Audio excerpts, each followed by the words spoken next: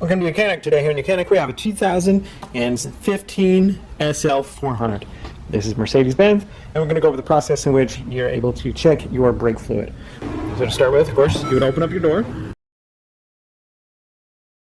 And then right down here, you're going to see a red lever, and this is like right where your left foot would sit, and you're going to pull that.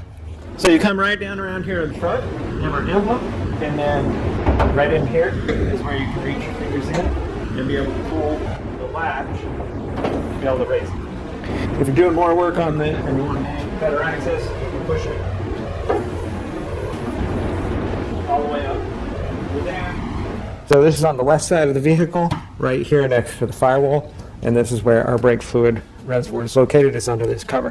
So we need to spin this little lock here to unlock it, and now you'll be able to pop this up and move it up.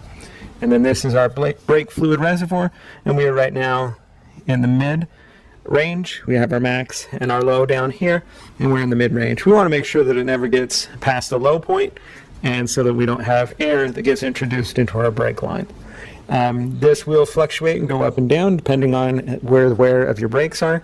These brakes are fairly worn at the moment, so we're going to leave this alone without adding at this second, because the brakes will be done here very shortly, and so you'll be pushing some fluid back in here. We don't necessarily want it to overflow. But if you do need to add some, because you say you've done the brakes and you've needed to add some, the way you do that is by removing this cap.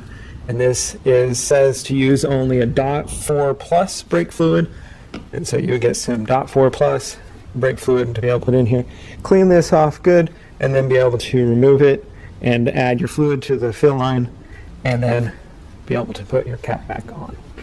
Generally, this system is a very closed system, and so your brake fluid should not be constantly going down. If it is, you have a leak somewhere, and you will need to find that leak to remedy that issue. Thanks for watching YOUCANIC, where you can be the mechanic.